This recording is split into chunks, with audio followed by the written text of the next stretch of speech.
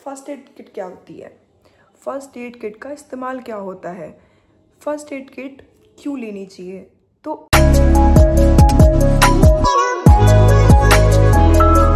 I am doctor Shivani और आज हम इस टॉपिक पर चर्चा करने वाले हैं कि what drug should you have in your first aid kit.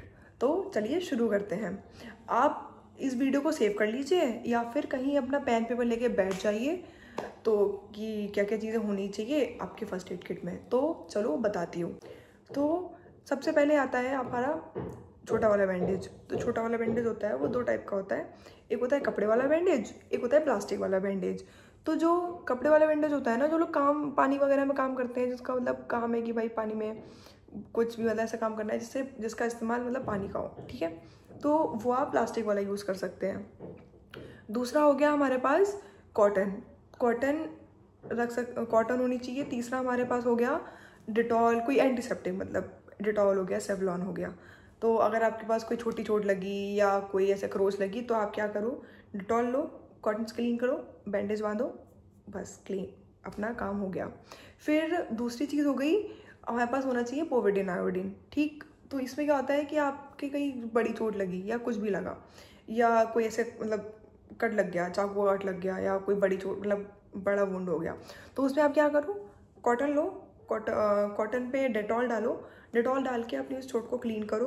Clean करने के बाद हमें क्या करना है, एक कॉटन लेना है, उसमें पोविडिन आयोडीन लगना है, मतलब लगाना है, फिर अपनी चोट पे रखना है, बैंडेज बांधना है एंड गुड टू गो।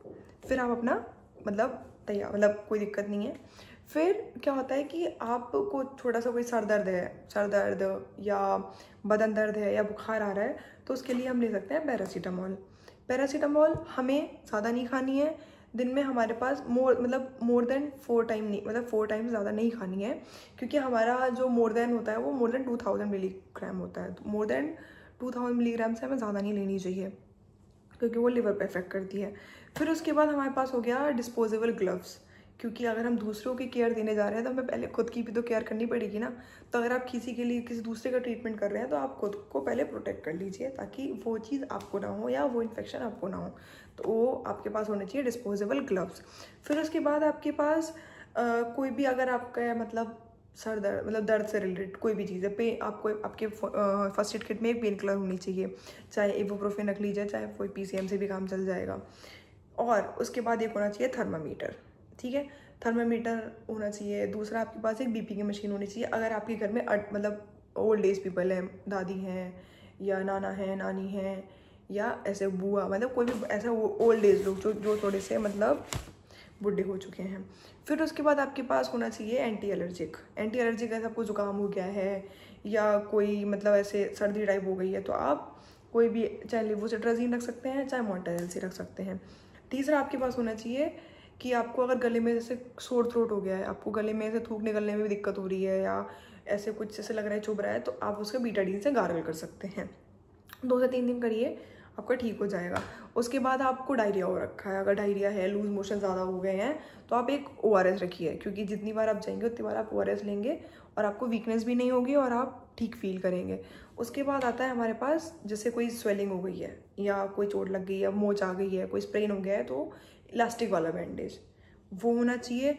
उसके बाद होना चाहिए कहीं आप जल गए हैं या आपके कहीं कट लग मतलब जलने का निशान हो गया है तो आप उस पर बर्नॉल लगा सकते हैं, तो आपके पास एक बर्नॉल होना चाहिए। उसके बाद आपके जो मतलब स्वेलिंग है या कोई इन्फ्लामेशन है तो आपके पास एक मूव होना चाहिए, मूव हो गया, वॉलनी हो गया, ये सब होना चाहिए। और एक सीज़र होनी चाहिए, क्योंकि आपको पट्टी या बैंडेज वगैरह काटने के लिए एक सीज़र होनी चाहिए। उसके बाद जो है अगर आपके जैसे लड़कियां हैं, फीमेल्स हैं, तो उनको मतलब मेंस्ट्रुएशन के टाइम पे बहुत ज़्यादा पेन होता है, तो उस दौरान उनके पास एक ड्रोटिन होनी चाहिए जो कि मेंस्ट्रुअल क्रैम्प को रिलीव करती है। उसके बाद हमारे पास होना चाहिए कोई कफ सिरप 2 टाइप के आते हैं, एक ड्राई कफ के लिए अलग आता है, एक हमारा वेट कफ के लिए अलग आता है, तो दोनों एक में काम नहीं करते हैं।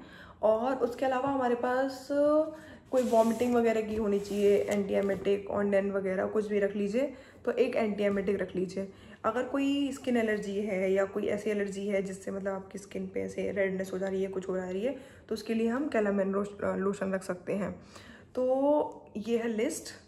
बाकी और मुझे मतलब कुछ अगर आपको कोई डाउट हो या कुछ क्वेश्चन हो तो ज़रूर पूछ लीजिएगा। तो ये सब आपकी चीज़ें आपके फर्स्ट एड किट में होनी ही चाहिए। आप इसको ज़रूर रखिए अपने पास। इसका इस्तेमाल बहुत अच्छा है। आपके घर में ये होगी तो आप छोटी छोटी चीज़ों के लिए परेशान नहीं होंगे। और अगर आपको इजीली डॉक्टर नहीं मिल पाएगा, छोटी छोटी चीज़ों का खुद से आप थोड़ा थोड़ा आप खुद के भी ध्यान रख सकते हैं। तो ये चीज़ होनी चाहिए। और फर्स्ट एड किट कहाँ कहाँ होनी चाहिए, कहाँ कहाँ आप रख सकते हैं, तो आप अपने घर में रख सकते हैं। ऐसी जगह रखिए जहाँ सबको पता हो कि हाँ यहाँ फर्स्ट एड किट मिल सकती है। तो अपने घर में और लोगों को भी बता के रखिए कि ये है जगह फर्स्ट एड किट रखने की। आप अपने कार में रख सकते हैं, आप जब ट्रैवलिंग में जा रहे हैं तो आप वहाँ रख सकते हैं। उसके अलावा आप इसको बच्चों से दूर रखिए। बच्चे जहाँ तक पहुँच पा रहे हैं वहाँ उससे थोड़ा सा ऊपर ही रखिए, ठीक है। और एक फाइनल टिप कि फर्स्ट एड किट को हमें रेगुलर चेक करते रहना है कि कोई मेडिसिन एक्सपायर तो नहीं हो रही है। कोई भी अगर एक्सपायर मेडिसिन है तो उसको रिप्लेस कर दो एक नई मेडिकेशन के साथ। और अपने फैमिली मेम्बर को बताओ कि किस मेडिसिन का क्या क्या इस्तेमाल है, किसका कब होना है, ताकि अगर उस टाइम आप अवेलेबल नहीं हो तो एटलीस्ट वहाँ पे जो दूसरा बंदा अवेलेबल है या उस बंदे को ज़रूरत है तो उस चीज़ का वो इस्तेमाल कर पाए।